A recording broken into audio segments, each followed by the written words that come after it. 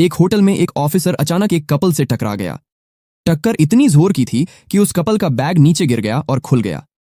जैसे ही ऑफिसर की नजर उस बैग पर पड़ी, उसके होश उड़ गए। बैग के अंदर इंसानी हड्डियां बिखरी हुई थीं। ऑफिसर ने तुरंत उन्हें रोक लिया और उन हड्डियों के बारे में पूछताछ शुरू की। कपल ने सफाई देते हुए कहा, ये असली नहीं बल्कि नकली हड्डियां हैं। हम इस गांव की मशहूर चुड़ैल भावना पर एक हॉरर डॉक्यूमेंट्री बनाने आए हैं। ये हड्डियां बस उसी शूटिंग के लिए हैं। वक्त के साथ ऑफिसर की उस कपल से अच्छी जान पहचान हो गई। उसी रात गांव में एक आदमी की रहस्यमयी मौत हो गई। जब ये लोग उस आदमी का पता करने निकले तो देखा कि गांव वाले आनन फानन में उसका अंतिम संस्कार कर रहे थे। ऑफिसर ने जब गांव वालों से इस बारे में पूछा तो उन्होंने बताया, यह आदमी जंगल के उस प्रतिबंधित हिस्से में चला गया था जहां भावना का साया है।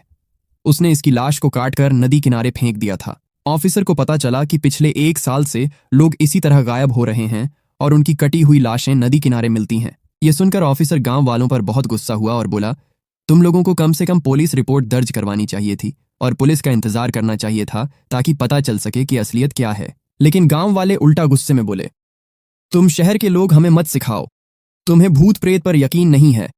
पहले एक आदमी की बेटी मरी थी तो उसने पुलिस को बुलाया था, लेकिन तब भावना ने उसे और उसके पूरे परिवार को बेरहमी से मार डाला। ऑफिसर और गांव वालों के बीच हाथापाई होने ही वाली थी कि जर्नलिस्ट ने बीच बचाव कर लड़ाई रुकवा दी।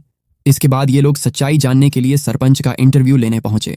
सरपंच ने उस खौफनाक अतीत का खुलासा करते हुए बताया, गांव के एक डॉक्टर ने एक लड़की के टुकड़े टुकड़े करके उसे मार डाला था और नदी किनारे फेंक दिया था।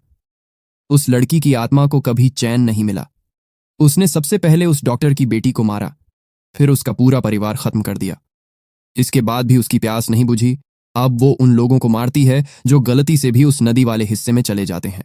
तभी बातचीत के बीच फीमेल जर्नलिस्ट फ्रेश होने के लिए बाथरूम गई, लेकिन वहां पहले से ही भावना उसका इंतजार कर रही थी। अगला पार्ट आने वाला है तो फॉलो करना मत भूलना।